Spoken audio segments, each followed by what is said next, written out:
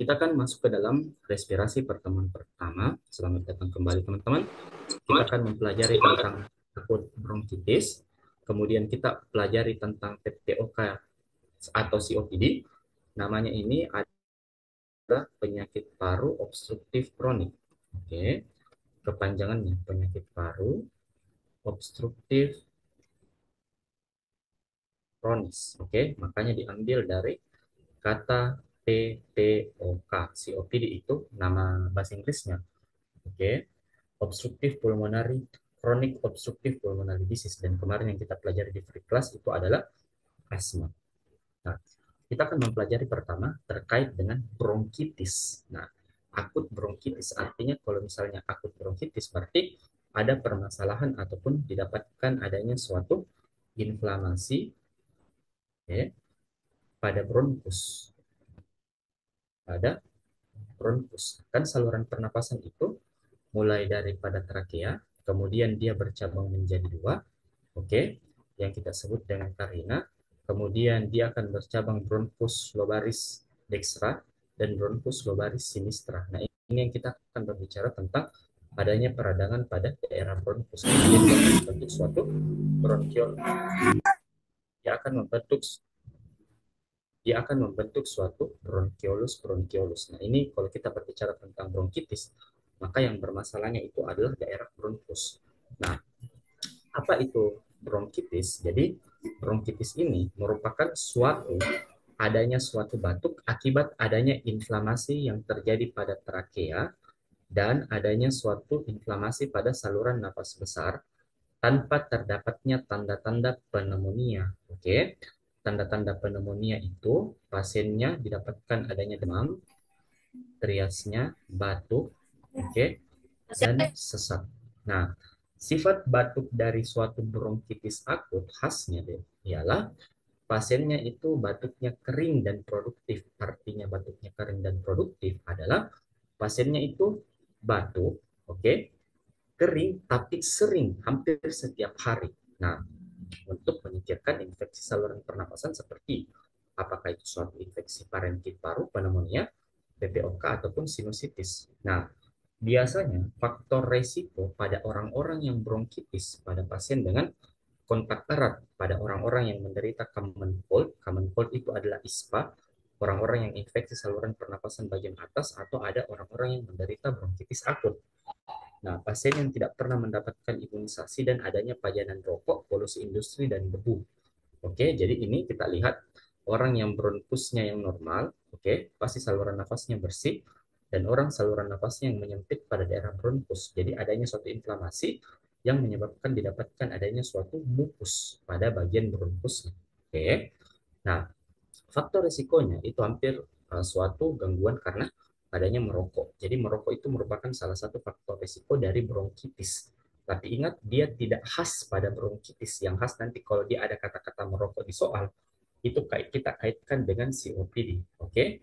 Chronic Obstructive Pulmonary Disease. Oke? Kemudian bisa karena adanya suatu penyakit-penyakit okupasi atau penyakit-penyakit akibat kerja, kemudian adanya paparan dari suatu pestisida agrikultur, kemudian penggunaan-penggunaan zat domestik, kemudian rokok yang menggunakan elektronik atau vape, marijuana smoking, ataupun polusi daripada udara. Nah, dok, ini bronkitis sebenarnya kita diagnosis berdasarkan apa? Jadi bronkitis ini kita diagnosis berdasarkan radiologi. Oke. Nah, ini bronkitis sebenarnya hampir contohnya dia ini sebagai suatu mohon maaf, seperti diagnosis sampah karena dia itu diagnosisnya untuk menyingkirkan semua diagnosis baru kita diagnosis bronkitis. Jadi dia itu tidak khas. Oke. Nah, oke. Nah, jadi etiologinya paling banyak disebabkan oleh yang pertama adalah viral. Jadi most common akut daripada etiologi daripada akut bronkitis itu paling banyak pada virus. Oke, bisa juga disebabkan pada kasus-kasus bakteri. Nah, jadi akut bronkitis itu most often, jadi paling sering disebabkan oleh adanya suatu virus. Kalau ditanya jenis virusnya apa, jadi jenis virusnya seperti rhinovirus, enterovirus, influenza A dan tipe B, parainfluenza, coronavirus, dan respiratory syncytial virus. Nah, itu penyebab daripada bronkitis. Nah, bakteri itu cuma terdeteksi 1 sampai dengan 10%. yang menyebabkan suatu akut bronkitis seperti Mycoplasma pneumonia, Chlamydia pneumonia, dan Bordetella pertussis. Oke, jadi paling banyak disebabkan oleh virus. Nah, secara patofisiologi, bagaimana terjadinya suatu bronkitis? Jadi, adanya suatu iritasi pada saluran pernafasan akibat adanya suatu faktor resiko yang menstimulasi, contohnya seperti merokok, oke, ataupun seperti polusi udara, oke, polusi udara. Kemudian setelah itu, contohnya lagi pada pasien-pasien yang terinfeksi bakteri ataupun terinfeksi daripada virus. Nah, respon pertama kali, dia akan mengeluarkan suatu mediator imun yang kita sebut dengan neutrofil. Nah, neutrofil ini berperan sebagai sistem imun adaptif. Jadi, kalau yang dimaksud sistem imun adaptif itu merupakan sistem imun yang bekerja pada fase awal. Sistem imun pada fase awal. Oke, karena yang kita sebut dengan innate immunity itu kita sebut dengan limfosit. Nah, dia akan menuju ke jaringan pada daerah paru-paru. Nah, di situ dia akan mengeluarkan suatu inflamasi. Contohnya seperti adanya neutrofil. Nah, nantinya pada pasien dia akan menyebabkan terjadinya suatu hipersekresi daripada sel goblet. Kalau sel goblet banyak diproduksi deh, maka dia akan menyebabkan banyaknya dihasilkan mukus. Jadi yang awalnya saluran pernafasannya normal seperti ini, karena sel goblet banyak dihasilkan, maka saluran pernafasannya itu akan terisi daripada suatu mukus, sehingga pasien akan bermanifestasi sesak nafas. Oke. Nah, kemudian, hiperemik dan adanya suatu edematos pada saluran pernafasan yang menyebabkan adanya gangguan daripada pertukaran udara yang menyebabkan akut bronkitis dengan predominan batuk. Nah, kenapa pasiennya batuk? Jadi batuk ini dia merupakan suatu respon fisiologis. Oke, kalau kita berbicara tentang batuk, itu merupakan suatu respon fisiologis. Nah, batuk itu merupakan suatu bagaimana upaya kita bisa mengeluarkan suatu zat inflamasi atau zat dominan pada saluran pernafasan. Oke. Dan dia akan menyebabkan terjadinya atau dyspneas bronchomucociliary function. Jadi kalau ada dahak di sini deh, maka yang berfungsi itu untuk mengeluarkannya itu adalah silia. Nah, jadi kalau silia itu akan bergerak, dia akan mengeluarkan mukus sehingga pasien itu bisa bernafas secara spontan atau mengeluarkan daripada virus dan bakteri. Jadi pada pasien ini karena dirilis daripada suatu neutrofil, dia akan menyebabkan terjadinya disfungsi mucociliary function. Oke, nah ini patofisiologi daripada bronkitis. Nah, jadi secara gejala klinis yang khasnya pada pasien dengan bronkitis itu adalah batuk. Oke. Kemudian kalau dia penyebabnya bakteri adalah sputumnya purulent. Jadi sputumnya itu berwarna hijau dan lendir.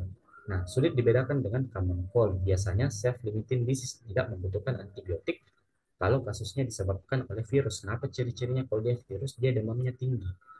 Nah, durasi batuknya 2 sampai dengan 3 minggu. Oke. Nah, untuk pemeriksaan fisik, pasien tampak sakit sedang dan ditemukan adanya wheezing ataupun bronki yang membaik setelah batuk. Nah, jadi kalau pasiennya ada demam, sesak, tampak sakit berat, hipoksia, dan tanda-tanda konsolidasi paru, atau yang didapatkan dari radiologinya disebut dengan air bronkogram sign, maka itu tanda-tanda dari suatu pneumonia. Jadi laboratorium tidak diindikasikan pada bronkitis akut. Leukositosis biasanya meningkat karena kenapa leukositosis ini ditandai dengan white blood cell atau sel darah putih yang menandakan kalau dia meningkat adanya suatu infeksi. Nah, CRP itu sendiri merupakan suatu marker infeksi. C reaktif protein yang menandakan suatu infeksi bakteri akut. Nah, jadi untuk membedakan antara dia suatu penyebabnya virus atau untuk membedakan dia suatu akut ataupun kronik, maka kalau dia akut penyebabnya paling banyak virus. Kalau dia kronik penyebabnya bakteri ataupun virus. Kalau dia akut dia itu sudden atau dia penyebabnya ringan. Kalau dia kronik semakin lama semakin berat. Gradual. Durasinya dia itu cuma sampai 3 minggu. Kalau dia kronik itu dia long sampai dengan 2 tahun. Oke.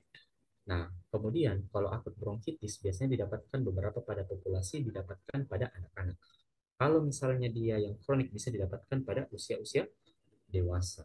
Oke, nah itu perbedaan akut bronkitis dan kronik bronkitis. Nah, sebenarnya apa yang bronkitis itu? Tadi kan dok kita bilang bronkitis itu didiagnosis berdasarkan radiologi. Oke, Nah, apa yang didapatkan di radiologinya? Jadi dari radiologi untuk bronkitis akut adalah peningkatan corakan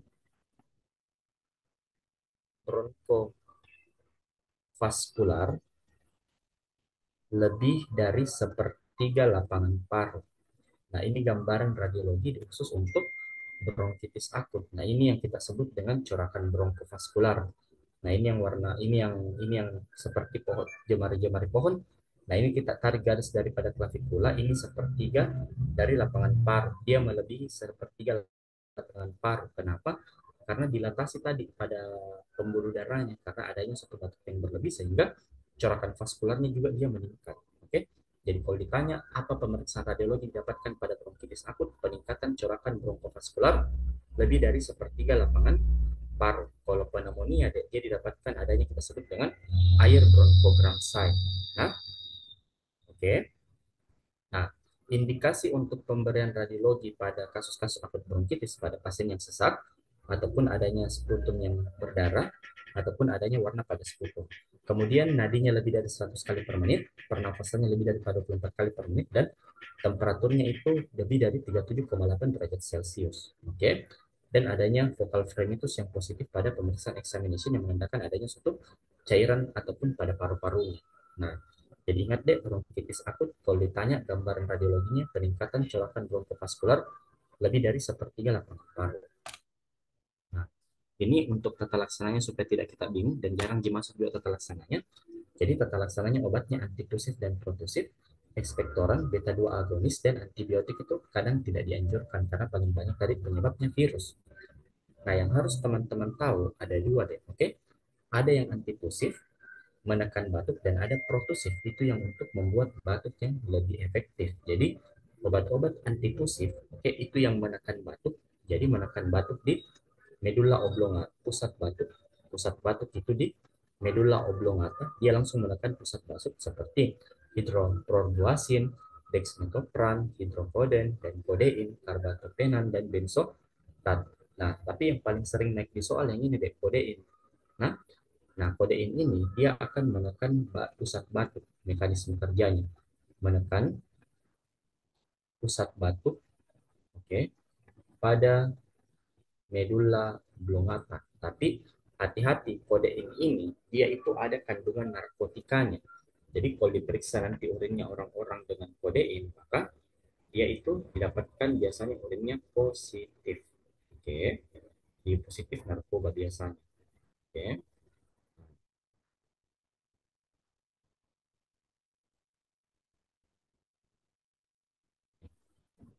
Nah, untuk tata laksananya, untuk daripada obat-obat yang tata laksana kalau pasiennya batuk, oke, okay? Kalau yang dia berperan sebagai ekspektoran, artinya kalau dia ekspektoran, dia ini sebagai pemecah dahak, oke, okay? Pemecah dahak. Kalau ini sebagai antitusif, oke. Okay? Kemudian setelah ini sebagai suatu adjuvan antitusif, contohnya seperti bronkodilator atau melebarkan saluran pernafasan. Contohnya yang paling ada di Indonesia itu adalah Amroxol, Promexin, N-acetyl cysteine, oke. Okay? Kemudian ada golongan obat antitusif, itu akan menekan juga pusat batuk.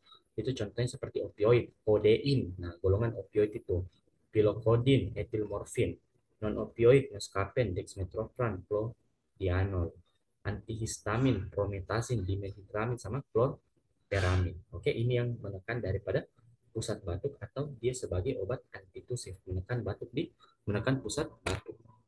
Nah, jadi tadi kita sudah berbicara, oke, teman-teman, ini merupakan obat-obat bronkitis dan cara kerjanya, dan ini merupakan suatu teman-teman nice to know saja karena jarang ditanyakan. Yang kemarin saya dapat itu ya, tipikal soalnya pasiennya cuma disuruh untuk terkait dengan bagaimana mekanisme kerjanya kodein dan pemeriksaan radiologinya kalau dia bronkitis akut apa yang didapatkan. Nah, itu jadi kalau kita berbicara tentang bronkitis akut, dia tidak terlalu spesifik terkait sama pengobatan dan cara kerja. Oke, ada yang mau bertanya terkait dengan bronkitis akut, saya persilakan. Kapan kalian tutorial pertama, Dek? Batuk dan sesak, dok. Ya, kapan itu? Kapan tutorial pertama tuh? Senin, dok. Hari Senin Senin. deh. Oh iya. Nanti nanti hari Minggu, kalau bukan hari Minggu pagi atau Minggu siang kita coba bahas-bahas skenario-nya nah kalian. Bukan hari Minggu pagi, Minggu siang kita bahas-bahas skenario tak nah. Ada yang mau bertanya terkait dengan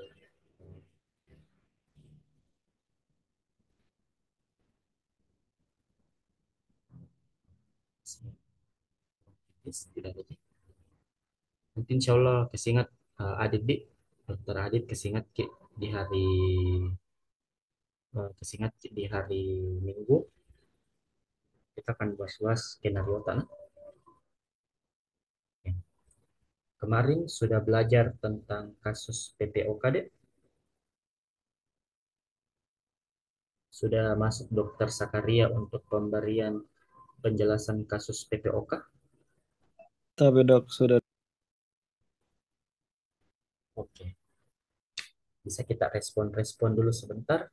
Nah, kemarin saya sudah ajarkan penyakit PPOK. Oke. Nah, PPOK itu suatu gangguan atau penyakit obstruksi saluran pernapasan yang sifatnya reversible atau irreversible. Ada yang bisa jawab? Dia Irreversible suatu dok. gangguan. Oke, Rizka Fitria. Kenapa kita sebut dia suatu, apa bedanya obstruksi yang sifatnya reversible dan apa bedanya obstruksi yang sifatnya irreversible? Tapi dok, kalau obstruksi reversible itu contohnya asma, dia karena inflamasi yang disebabkan oleh kayak ada faktor pencetusnya seperti kayak bulu kucing ataupun alergi-alergi. Sedangkan kalau PPOK itu kayak dia berlangsungannya lambat dok, sehingga dia akan merusak itu saluran pernapasan, jadi dia irreversible dok. Oke, sudah mantap pemahamannya ya, Rizka Fitria. Jadi contohnya itu, oke. Nah, ini kan anggap saluran pernafasan, oke. Kita berbicara tentang saluran pernafasan yang normal. Nah, pada saluran pernapasan yang normal, maka udara antara oksigen dan karbon dioksida itu dia bisa bertukar secara baik di saluran pernapasan yang normal. Nah, kalau soal pada kasus PPOK ini deh, itu jangan ragu-ragu kalau di soalnya pasien riwayat merokok lama. Jangan mikir-pikirkan penyakit lain, langsung mikir silang PPOK. Pasien riwayat merokok lama, tidak ada lagi kita pusingi, tidak ada lagi yang bikin bimbang, diagnosisnya PPOK. Tapi banyak nanti yang bisa ditanyakan di PPOK. Oke. Nah, pada saat pasien merokok pertama kali, oke, maka zat yang ada di luar, zat yang ada di rokok ketika masuk ke dalam tubuh itu dianggap suatu benda asing. Kira-kira contohnya adalah, silahkan dijawab. Kalau ada orang asing tiba-tiba yang tidak kita kenal masuk ke dalam rumah kita usir tidak? Kalau ada tiba-tiba orang asing yang mau berbuat jahat di rumah kita usir atau kita biarkan masuk? Usir dok. Apa jawabannya? Diusir. Oh, nah sama ini orang yang merokok. Nah, zat yang terkandung di rokok itu banyak zat-zat yang sifatnya proinflamasi, zat proinflamasi.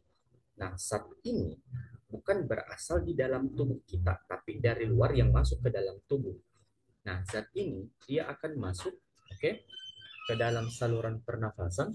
Nah, dalam saluran pernafasan, dia akan menyebabkan terjadinya suatu kerusakan endotel daripada saluran pernafasan.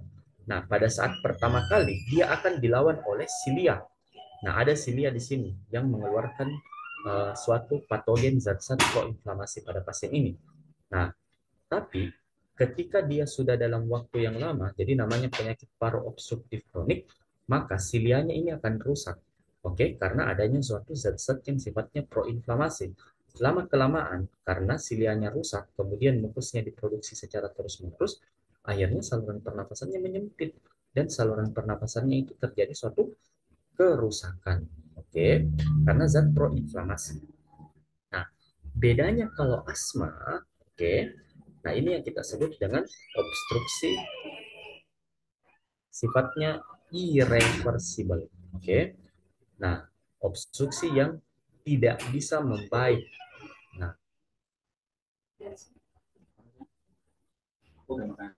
kalau misalnya kita berbicara tentang suatu asma, oke, ini kan karena adanya suatu paparan. Nah, paparan apa? Misalnya suatu zat. Nah, paparan suatu zat, oke, zat-zat contohnya itu alergen, ataupun contohnya dia bulu kucing. Nah, ini baru terpapar sel gobletnya sama sel epitelnya untuk menghasilkan mukus. Oke. Nah, tapi dia tidak sebabkan inflamasi. Nah, ketika kita berikan suatu obat yang kita sebut dengan beta 2 agonis atau salbutamol, maka saluran pernapasannya bisa melebar kembali dan dia akan menekan suatu alergen tersebut. Nah, itu bedanya. Maka kalau asma tadi sudah jelas dijelaskan sama Rizka adalah obstruksi yang sifatnya reversible atau dia membaik dengan pengobatan. Oke. Nah, paham tuh deh. Nah, COPD itu ada dua deh. Oke. Yang pertama, COPD atau PPOK itu diambil dari dua penyakit. Yang pertama itu kita sebut sebagai chronic bronchitis dan yang kedua itu emfisema.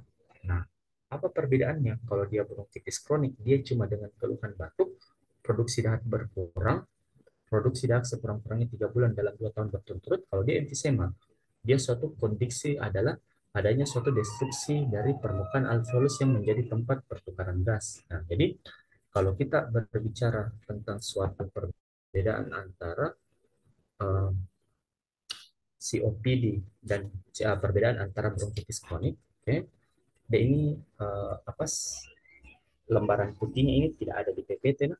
Jadi dia itu lembaran putihnya ada di Zoom, jadi dia terlihat cuma kalau teman-teman lihat di rekaman atau record. Oke. Kalau kita berbicara tentang bronkitis kronis, pasiennya itu batuk yang dominan lebih dari 3 bulan sampai dengan 2 tahun. Oke. Kemudian setelah itu, pasien dengan bronkitis kronik dominan terjadi suatu obesitas atau nama lainnya itu adalah blue bladder. Oke. Kemudian kalau didapatkan dari pemeriksaan X-ray-nya itu didapatkan adanya infiltrat perivaskular yang meningkat. Perivaskular yang meningkat atau peningkatan corakan bronkovaskular paru. Nah, kalau dia pasien dengan emfisema, itu dia dominan pada pasiennya sesak. Oke, pada pasien emfisema itu dia dominan kurus atau yang kita sebut dengan pink puffer. Ingat nah istilahnya pink puffer. Nah, kemudian dari X-ray-nya pada pasien didapatkan oke, adanya sela iga melebar. Oke.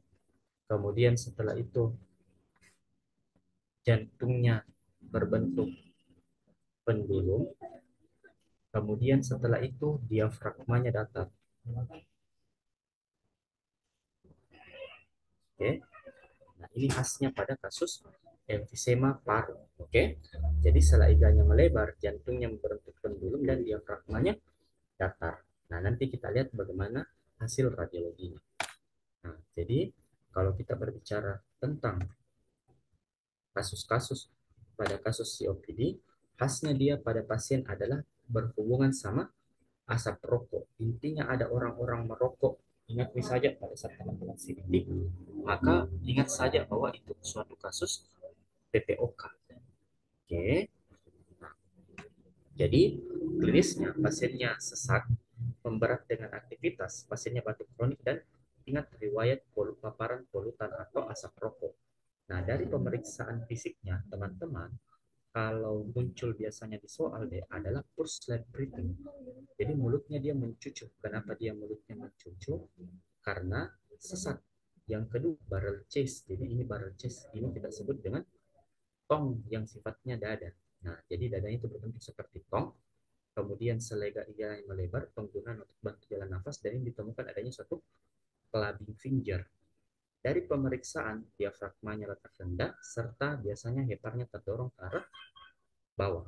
Perkusinya hipersonor dan auskultasinya bisa ada bronki ataupun wheezing. Nah, kenapa ini dong? Bisa terjadi suatu dadanya menjadi tong. Jadi kan tadi kita sudah jelaskan, toh. Nah, jadi kita tadi sudah jelaskan bahwa kalau pada kasus dengan TPOK, dia itu terjadi suatu kerusakan yang sifatnya permanen, yang kita sebut dengan obstruksi yang reversible. Nah, kira-kira kalau begini teman-teman, kerusakannya di paru-parunya, bisa keluar masuk tidak udara, deh? Ada yang bisa jawab?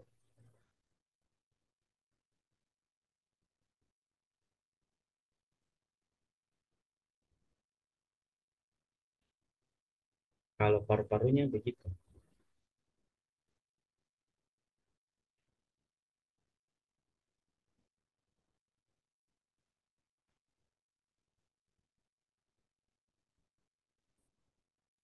Kalau paru-parunya begitu, kira-kira optimal tidak pertukaran antar oksigen dan karbon dioksidanya, deh? Kalau paru-parunya begini, saluran nafasnya tidak toh. Makanya di sini ketika tidak bisa keluar aliran udaranya, maka ini yang kita sebut dengan air trapping. Contohnya seperti kita lihat parkirannya di Fakultas Kedokteran di Unismu. Toh bisa mobil keluar masuk, tapi ketika ternyata dia macet di sini mobilnya, maka tidak bisa ada yang keluar karena dia ada kerusakan ataupun macet di paru-paru. Oke. Nah, ini yang kita sebut dengan obstruksi yang sifatnya reversible. Nah, dari pemeriksaan spirometrinya atau bronchodilatornya, ingat saja, nah, jadi pemeriksaan bronchodilator, oke. Nah, yang pertama, dari pemeriksaan hasil spirometri, oke, spirometri, dia menunjukkan suatu penyakit obstruktif. Nah, kemarin kita sudah belajar di free class obstruktif dan restriktif. Yang pertama, kalau dia suatu obstruktif, FEV1-nya normal, menurun, atau meningkat, deh, FEV1-nya pada kasus obstruktif. Ada yang tahu? Kalau kasus PPOK, FEV1-nya bagaimana?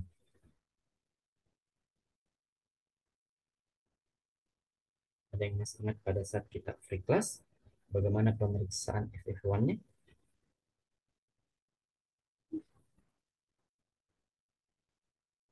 Yang kedua, kalau teman-teman tidak bisa jawab FEV1, FVC atau force vital capacity-nya pada pasien dengan penyakit obstruktif, dia menurun atau normal?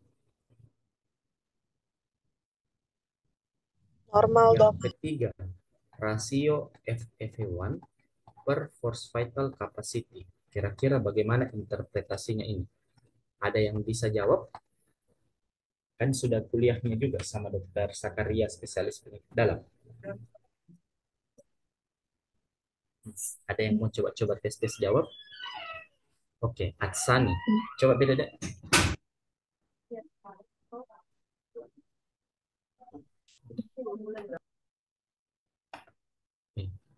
Ada yang mau coba jawab?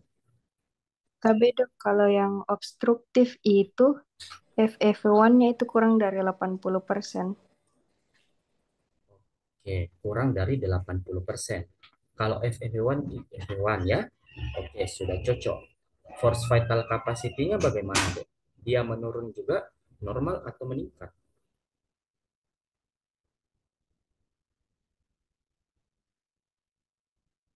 Ada yang tahu?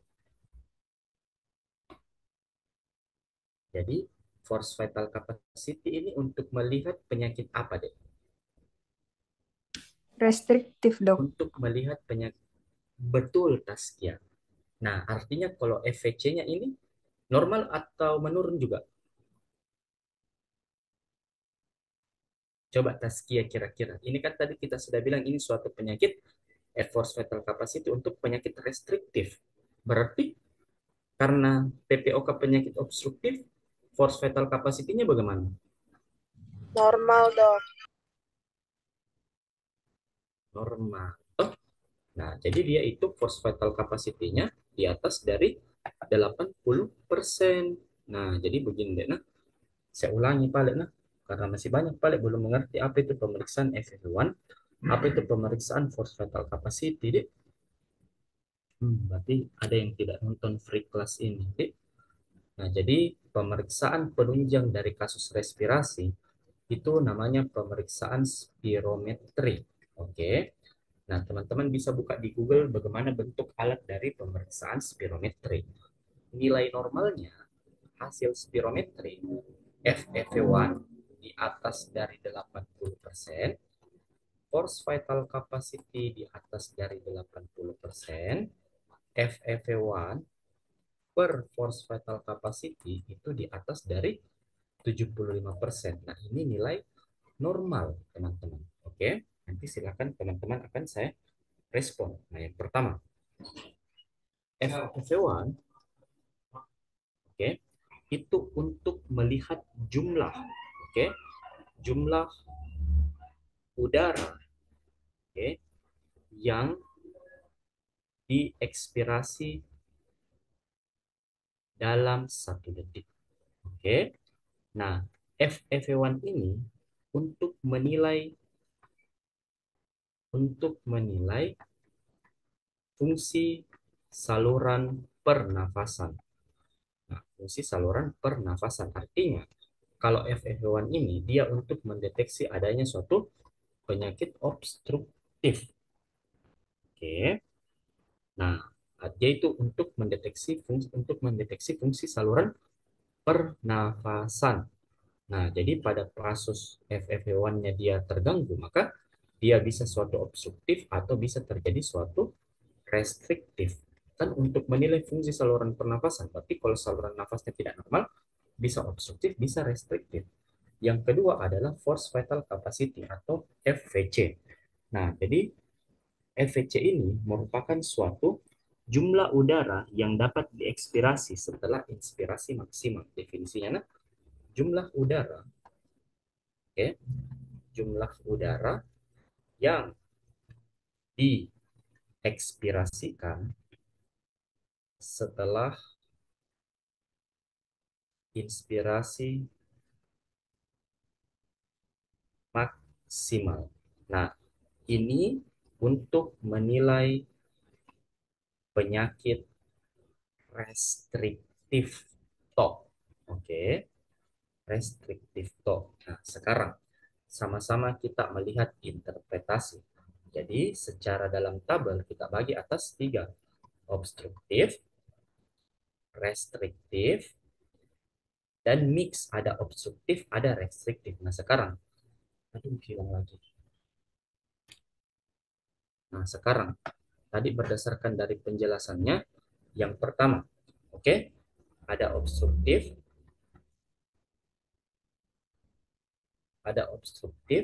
kemudian ada restriktif, ada mix. Nah, sekarang FEV1, bagaimana interpretasinya pada obstruktif? Menurun, meningkat, atau normal? Menurun. Ada yang mantap bilang menurun. Nah, kalau restriktif, FEV1-nya bagaimana? Normal dok, atau naik. Bisa normal, bisa menurun. Karena kan FEV1 untuk menilai saluran pernafasan. Kalau mix dia menurun. Sekarang, force vital capacity pada kasus obstruktif, normal, menurun, atau meningkat? Bisa normal dok, bisa naik. Ya betul ya. Tapi dia tidak menurun. Normal ya. Tapi kalau penyakit restriktif, Menurun dok. mantap bilang menurun. Mixnya juga menurun. Sekarang, FEV1 per FVC otomatis karena lebih besar pembilang daripada penyebut, maka dia menurun. Kalau restriktif dia normal. Kalau mix dia menurun. Jadi contohnya pada penyakit obstruktif itu suatu asma, yang kedua itu PPOK, yang contohnya restriktif itu contohnya adalah pneumonia, efusi pleura, dan atelektasis. Oke, jadi kita bisa pahami tapi bukan sekedar hafal. Apa itu FEV1, apa itu FVC, apa itu FEV1 per FVC. Oke. Jadi teman-teman tidak menghafal secara stagnan. Nah, dari radiologinya, oke. Nah, jadi kemudian pada kasus PPOK dilakukan uji bronkodilator. Nah, kemarin kan kita sudah jelaskan pada pemeriksaan free class.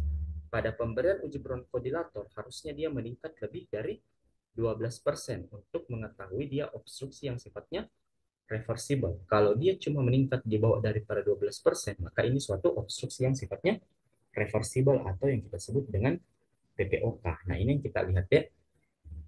X-ray pada kasus emfisema. Jadi selaiganya dia melebar, kemudian diafragmanya datar dan jantungnya itu berbentuk seperti pendulum dan adanya suatu hiperlusen. Nah, jadi ingat itu nah, diafragmanya datar, jantungnya seperti berbentuk pendulum, kemudian selaiganya yang melebar. Oke.